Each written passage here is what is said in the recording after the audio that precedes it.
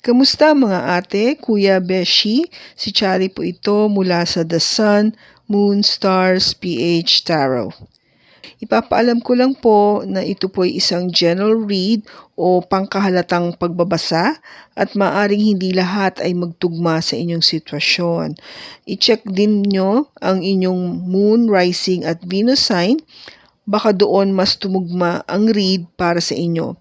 At kung ang mensahe ay tama sa inyo, paki-like lang po at mag-subscribe kung hindi pa ninyo ito ginagawa.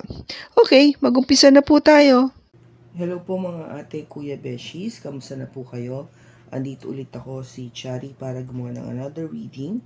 And this is for the sign of Gemini, Sun, Moon, Rising, and Venus. At welcome po yung mga cross-watchers natin at yung mga bago po natin mga viewers. Tignan po natin kung ano yung magiging mensahe para sa iyo ngayon, Gemini.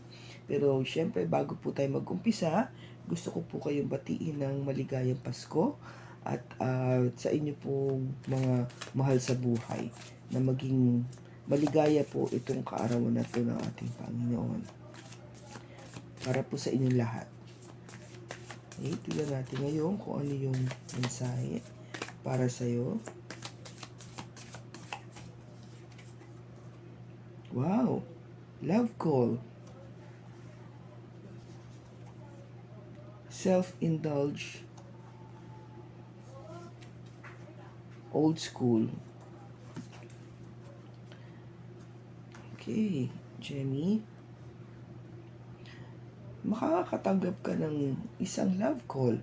Well, kung ito ay kung gaba parang for a long distance relationship, definitely tatawag yung person mo na iniintay mo para batiin ka, bigyan ka ng mga message o sabihin na namimiss ka, naiisip ka niya, gusto ka na niya makita, yung mga ganun. At o ito naman yung pwede ring sitwasyon na hindi mo talaga ina-expect at all, somebody na parang it will be the last person na isipin mo na tatawag sa'yo at para batiin ka o kausapin ka. So something very unexpected or surprising na talagang ikatutuwa mo. No? You'll be very, very happy. Look at the face. Talagang masaya siya. No? Talagang kung gaba nakakakilig yung expression na to na naramdaman mo no nung pagtawag niyan to. At syempre, ito ay meron din sitwasyon dito na parang gusto mong kung gaba i-pamper yung sarili mo. Lalo na ngayon kasi magkakapaskuhan na, di ba, it's only appropriate na bigyan natin ng ating sarili ng isang magandang Christmas gift. You self-indulge, no? Kung ano ba yung gustong-gusto mo talaga na sabihin natin for the whole year, nag-ipon ka para rito, talagang kung gaba tinipid-tipid mo yung ibang bagay para sa'yo, pero pagdating dito sa isang bagay na to, talagang nag-splurge ka, no?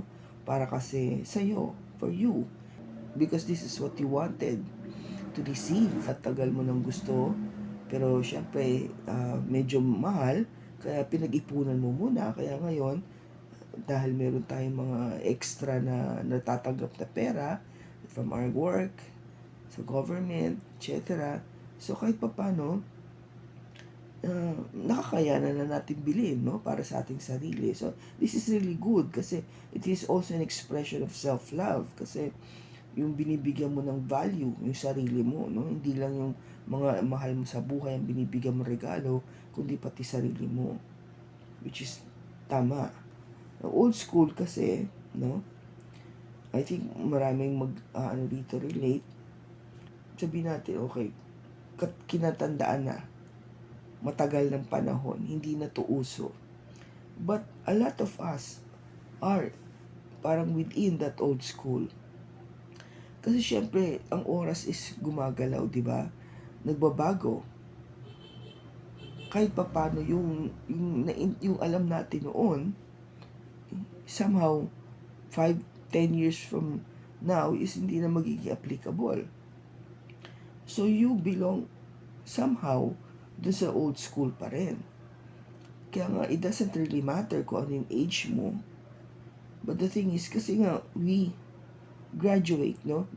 Yung panahon natin, yung gugawa parang, ano tayo doon, tumataas tayo doon. So, yun yung ibig sabihin ng graduate. Na, you don't stay on that particular moment or time, but you increase your knowledge or your experience, and inaano mo talaga, kung gaba parang you try your best to learn from that experience or from that particular moment or situation, and then eventually, di ba, move on ka, and then babalikan mo siya eh. That's the thing. With old school kasi, you go back. You go back from your old learnings, mga luma mo na natutunan. Hindi naman masama yon kasi may mga bagay tayong natututunan ngayon, then eventually, syempre, lilipas ang panahon, and you go back na natutunan mo ngayon, and you will think about it 5-10 years from now, that it is still applicable, that it is still useful for you, kasi maganda naman yung natutunan mo dito. So you don't remove that from you, no? Yung mga tinatawag nating old school na yan, kasi it gives you that experience, no? Yung experience na yun na natutunan mo sa past might help you for your present and future endeavor. Okay? Kaya huwag mo siyang alsin. Treasure that old school learnings, no? Yung mga matagal nating natutunan noon. Hindi dapat yan inaalis, lalo na kung maganda siya. Okay? So, tingnan natin sa tarot kung ano yung message para sa iyo, Gemini.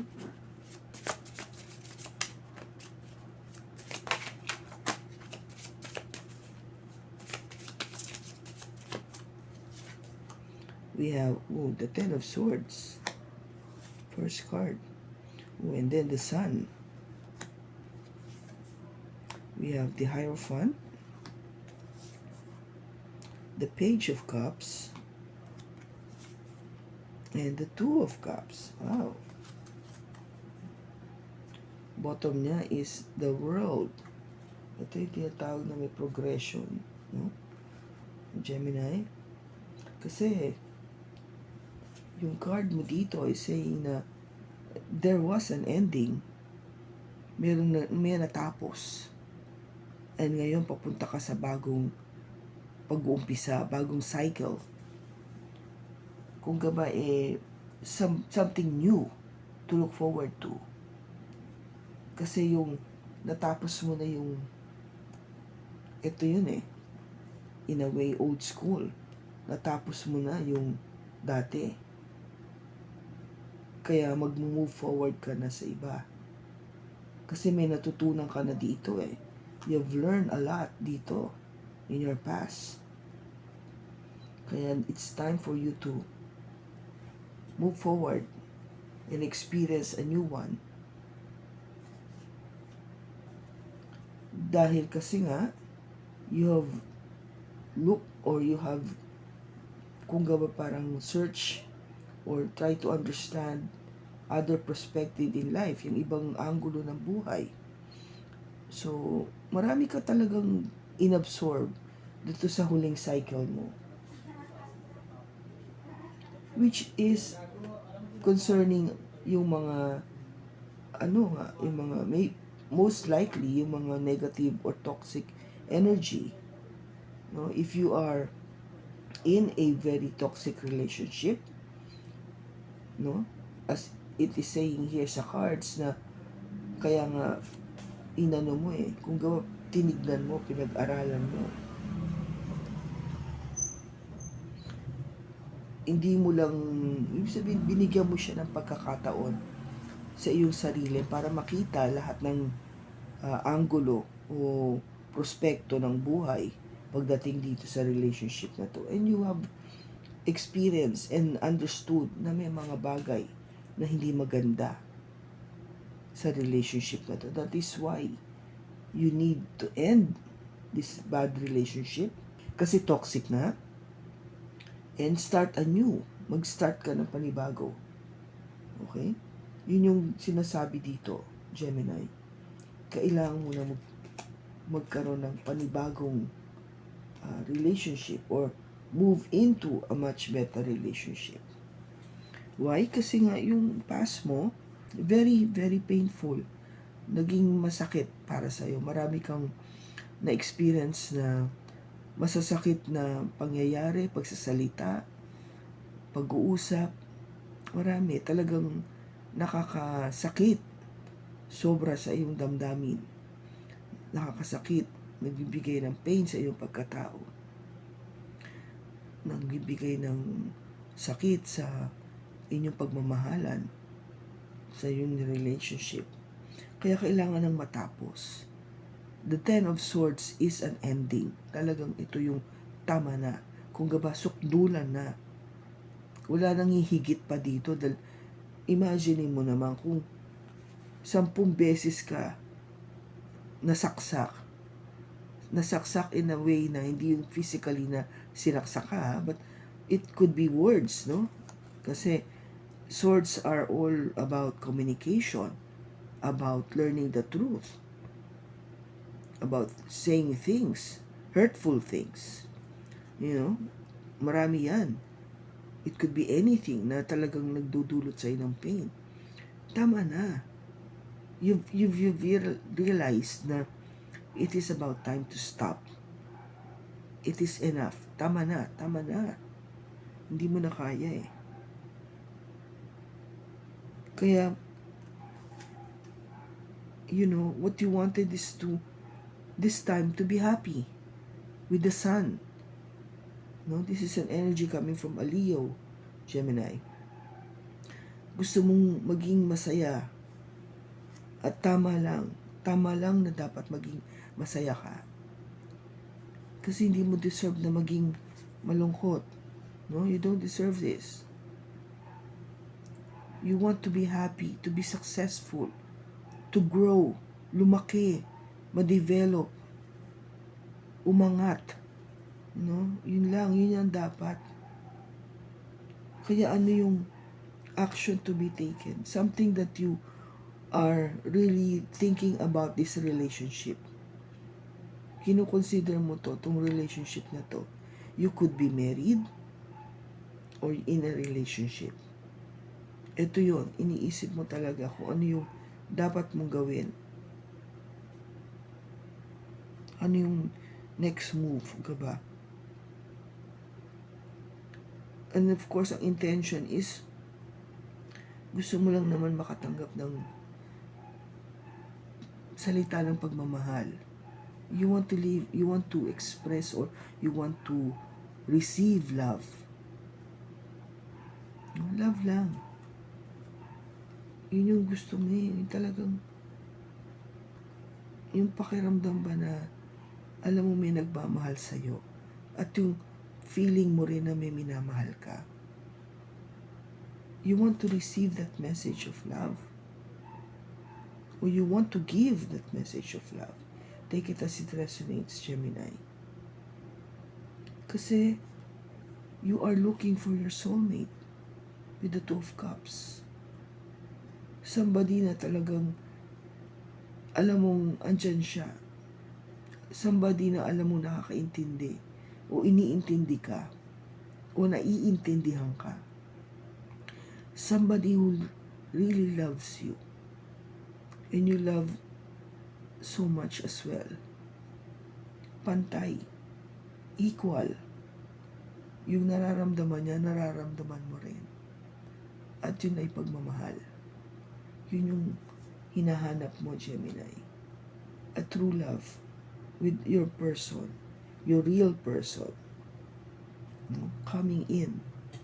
Hindi yung may experience mo yung sasaktan ka, pagsasabihan ka, kung ano-anong iniisip towards you. No, you're not deserving of that, Gemini. Tingnan natin, bakit andito yung Ten of Swords?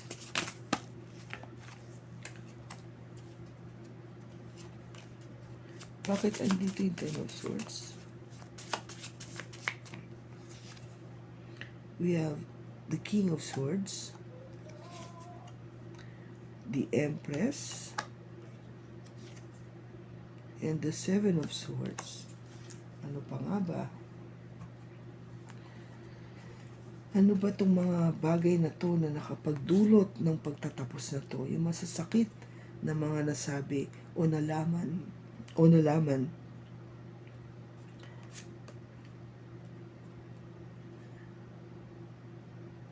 With the King of Swords, ang gusto nito ay katotohanan, which is you, Gemini. You are a sword o an air sign. Ang hanap mo ay somebody na magiging very honest with you. Kasi ikaw, masakit ka rin magsalita. Diretso ka magsalita. Di ba? Kasi ano ka lang sa totoo ka lang Yun yung kung gaba mantra mo sa totoo lang. Hindi mo iisipin kung makakasakit man to o hindi, but the point is, this is the truth. I want to tell you the truth. I want to say the truth. Because para sa'yo, ito yung standard mo Ikaw to, yung Empress. There's nothing less than that. I mean, pag sinabi mo yung katotohanan, that's it. That's the truth. Nothing more, nothing less. Diba? And ang masakit doon, Gemini, with the Seven of Swords, alam mo talagang nagsisinungaling. Alam mo merong nilihim sa'yo.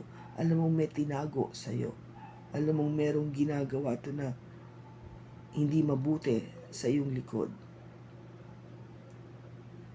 Talagang may pagka sneaky, merong ginagawang, sabihin natin, pagnanakaw, pagsisinungaling, whatever that is, naging applicable sa iyong sitwasyon, Gemini.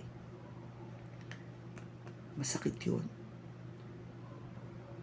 Wala namang tao na gustong, alam mo yun, na pagnakawan, pagsinungalingan,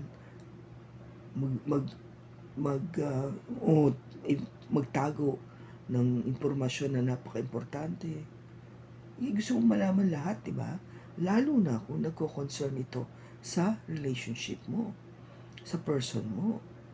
Kasi nabuo yung pagmamahal nyo because of love and honesty.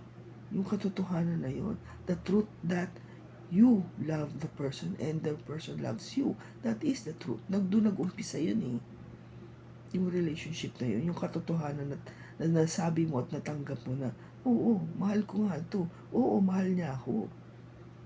Tapos, magsisinungaling, tapos may itatago.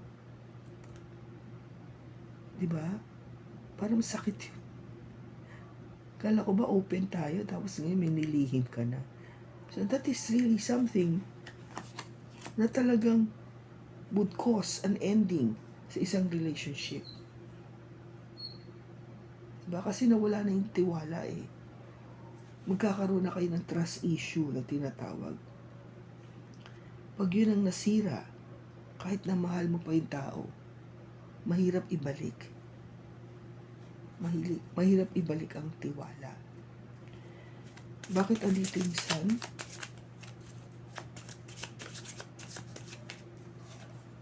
We have the Devil, the Hangman, and the Three of Cups. Yung gusto mong maligaya ka, okay? Yes, you deserve to be happy.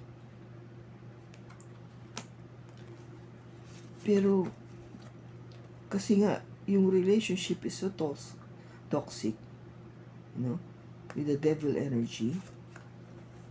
You might be dealing with a Capricorn, Gemini, or kaya with the Hangman, this is a Pisces energy. Kasi nga, kaya toxic siya. Kaya you've decided not to, parang trying to see justification na mayroon pa bang pag-asa to? Tignan ko nga, baka ako lang may mali, o baka ako lang yung nag-iisip ng ganito. Pero hindi naman pala. Let me think about it. Let me study. Let me see other things. Sandali lang, hold lang. Huwag muna tayong kumilos. Yung mga ganong behavior, yung ganong tipong expression. Kung gawa parang, pero yet, nakikita mo o nararamdaman mo with the time you spending thinking about it, kasi Pisces energy to, your intuition might be kicking in, Gemini, na there must be another party involved with the Three of Cups. Baka may third party. That there must be someone else involved kung bakit naging toxic yung relationship. Yeah? Which affects my happiness. Naapektuhan yung aking kaligayahan sa taong mahal ko or I'm in a relationship with. Now, Hierophant. Bakit andito yung Hierophant?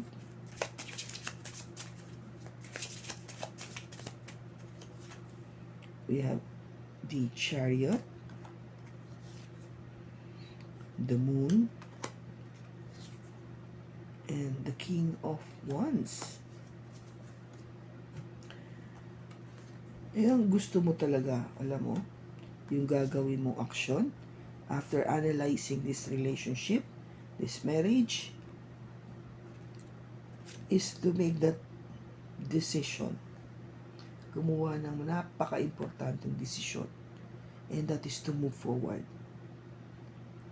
Kailangan kumilos ako.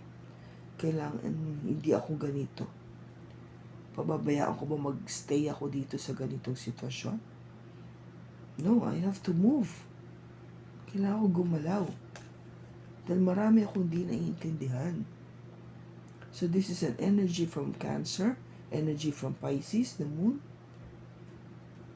You might be dealing, Gemini, with a fire sign, Aries, Leo, or Sagittarius, with the King of Wands.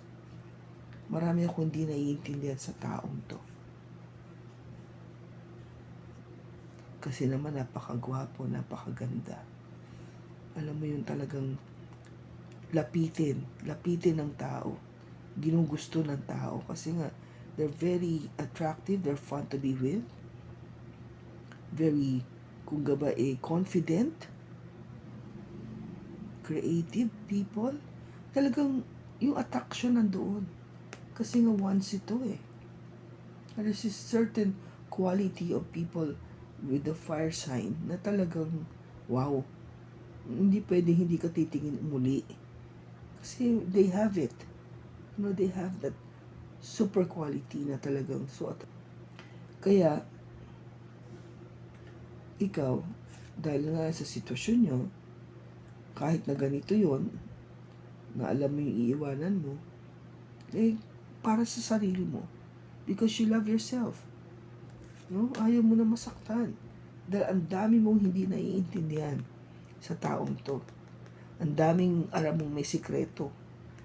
Merong lihim na hindi nasasabi pa sa'yo.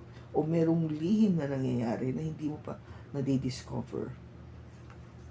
So, kailangan kang umaksyon. You need to find it out. Kailangan mong malaman kung ano ginagawa nitong taong to. Especially, ngayon, nakikita mo na, may Three of Cups.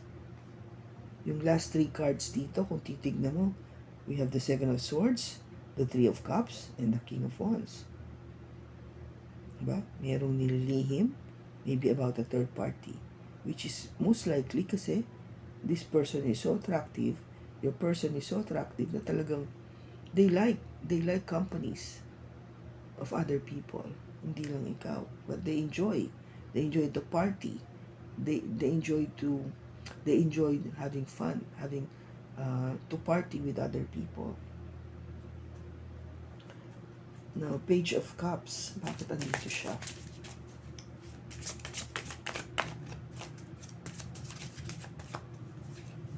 We have the Ten of Pentacles, the Three of Swords, and the Eight of Swords. Gemini, alam mo ba, no? If you are hoping na sana makatanggap ka pa rin ng,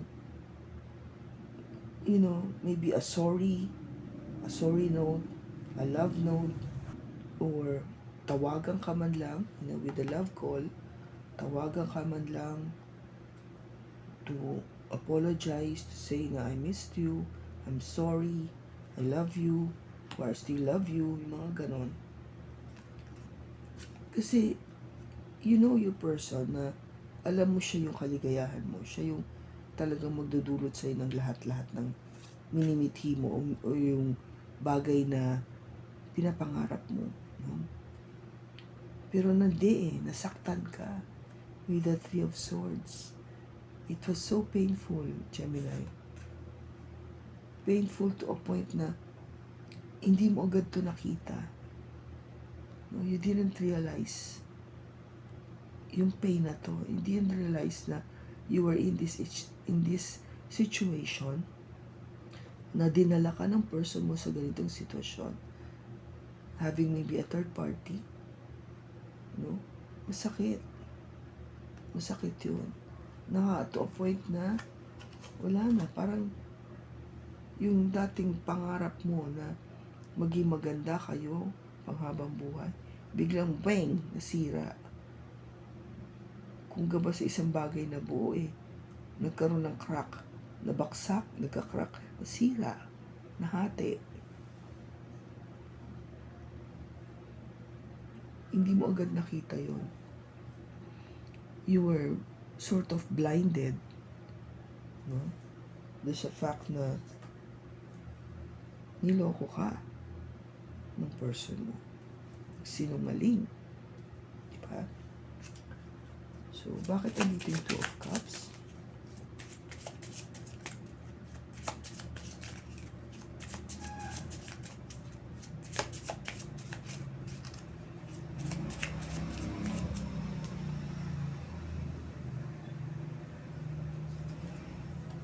We have the Emperor,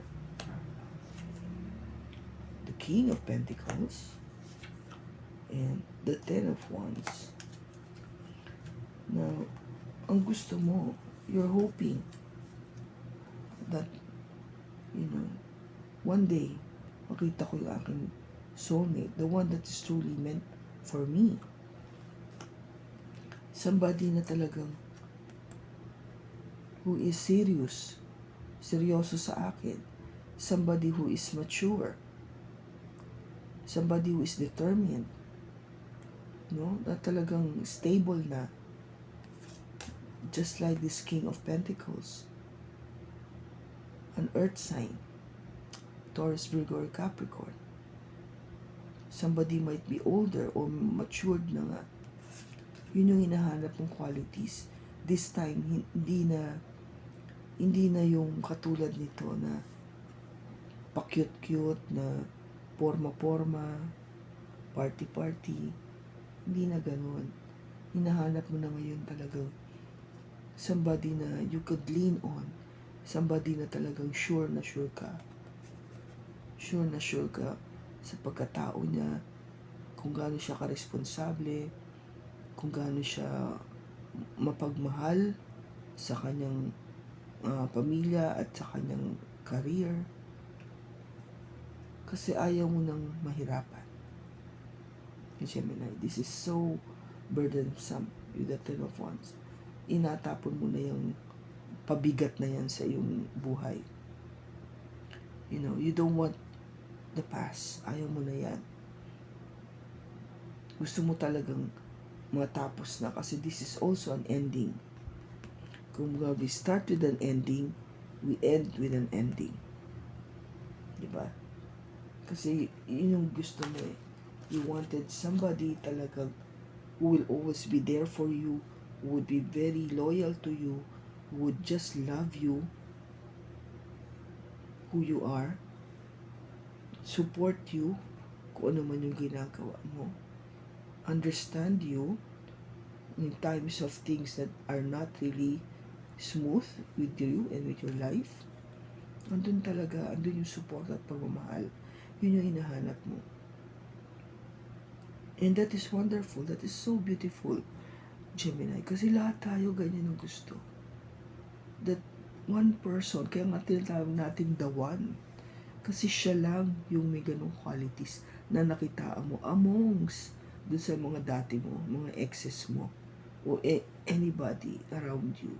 Siya lang yung nag-iisang ganon na talagang nagpakita sa'yo ng qualities na to na hinahanap mo. And don't worry, Gemini, I think you will get there. God is not deaf. Hindi bingi ang ating Diyos, hindi bulag. Nakikita niya kung anong pinagdaanan mo. Alam niya kung ano yung gusto mo at yung pinagdadasal mo.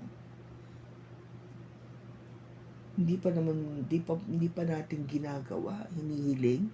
Alam niya na kung anong gusto mo at ano yung kailangan mo. Kaya, maybe you have this old school to remind you of what you have gone through. No? Kasi syempre, sabi ko kasi, nung panahon na napag-aralan mo to, oo, mabuti, mahirap, but it would teach you something for your present and for your future. Kaya huwag mo siyang aalisin. Huwag mo siyang kalimutan. It would be reminded of what you have learned from the past. Kasi it will help you to move forward. Move forward to something much better. Okay? So, tingnan natin yung timing. Kailan mag-meet ni Gemini yung the one? Kailan niya mag-meet yung the one?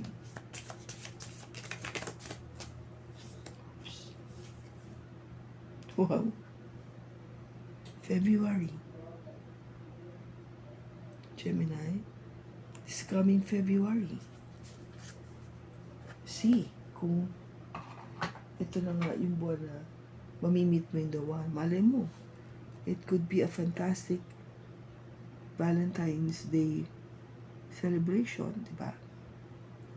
Because February is the month of hearts. Maigsi man ito, kasi 28 days lang siya, but it is still a wonderful month, no? Kasi punong-puno to ng love, panahon na to. Okay, so something to look forward to, Gemini. I hope na nakatulong ito sa'yo. Maraming salamat sa pagsama mo sa akin sa pagbasa na ito. Sa susunod po muli, ingat ka, God bless, and of course, Merry Christmas.